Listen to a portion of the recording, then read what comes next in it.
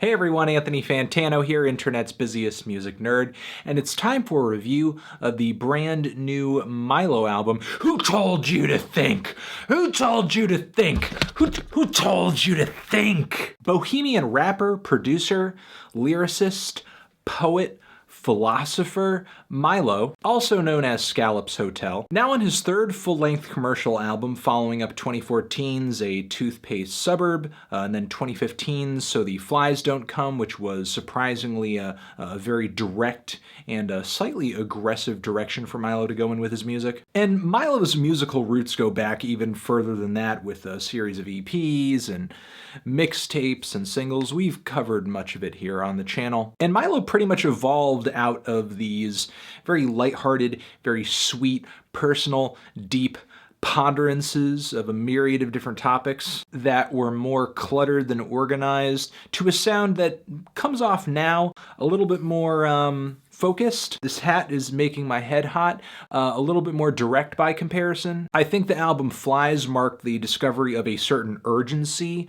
that I was hoping would continue onto this new album over here. And indeed it does, even though on the surface maybe it seems a little bit more chill and relaxed. A lot of the instrumentals on this thing are mellow, slow, jazzy, hypnotic, but Milo's delivery over them stays pretty steadfast and authoritative. However, he doesn't come to a lot of definitive conclusions on this album, as he does with most of his projects. Milo, the eminent philosopher, is always on the search for truth and meaning and subtext. And listening to his lyrics generally, including the lyrics on this new album over here, I get the sense that his mind is just moving at 1,000,000 miles an hour. He's overwhelmed, or at least trying to overwhelm the audience, hitting them with one sort of spare thought or one-liner after another, tackling topics like technology and love, ennui, hip-hop, his wife, dreams, blackness. And given that it is Milo, a lot of the language and the references on this album run pretty deep.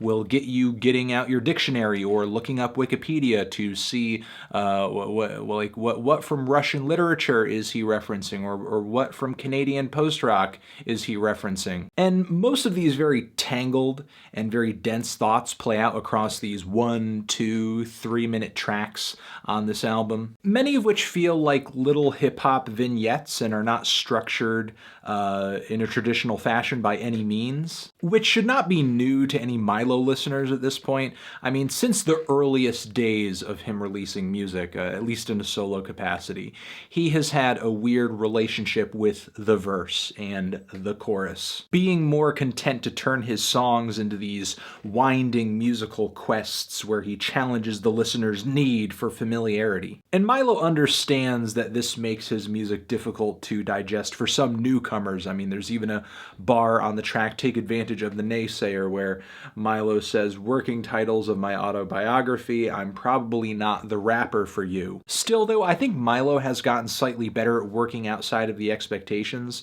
of song structure, whether it be him stringing together these very short but funny detours in the track listing like the song IDK, or bringing the audience through a series of really weird sonic and lyrical detours before hitting them with one of the finest verses on the entire album on the song Pablum and Celeste King. I think Milo's flows on this thing have gotten a little more consistent and rhythmic as well, especially on the cuts that feature guest rappers, many of whom are really impressive and add a lot to the record. However, Milo still does break into these vocal passages on this album from time to time where he's sort of bordering on spoken word, which has sort of been his trademark thing up until this point. But really, he does step his rap skills up on this thing just as he had on the album Flies. And again, to reference the features on this thing, because I think they add a lot to the record. I love the posse cut on this thing. I enjoy Self Jupiter on this record. Of course, Elucid of Arm & Hammer fame. Bus Driver, of course, is on this thing.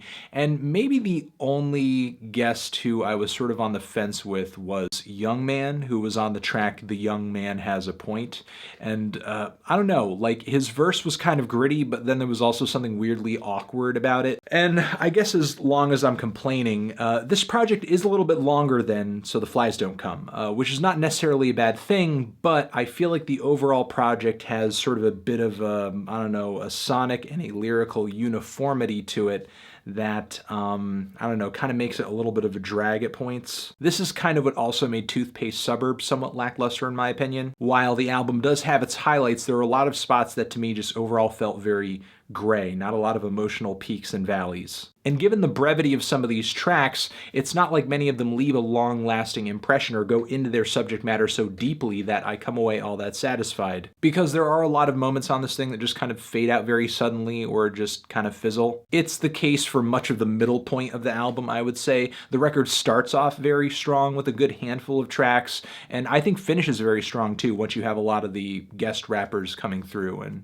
you know, laying down some verses. And I think there's a certain point on the album where the production grows a little less mystical too, like gets a little blander. It kind of has this vague jazziness. The beats aren't quite as groovy or hard-hitting. The music becomes a lot less entrancing. I would say that's the case for Naysayer, Bill Nunn, IDK, as well as the song Sorcerer, though generally I do like the very enveloping production on this album, and truly do appreciate the occasional stuttering psychedelic vocal edit that Milo works into this thing. As I said, the album does really start to shape up again toward the end, and in my eyes sort of finishes off with the tragically sad embroidering machine, after which we kind of get this long pause of like a record skipping or sort of playing out at the very end and sort of repeating itself over and over and over before the song Rapper comes in featuring Bus Driver, which for all intents and purposes to me sounds like a bonus track. And not a bad bonus track. I mean, it certainly is a highlight on the album for me, but given its placement, it's kind of hard seeing it as reinforcing anything else on the rest of the album. Overall, I thought this was a good record from Milo. I think he stagnated a little bit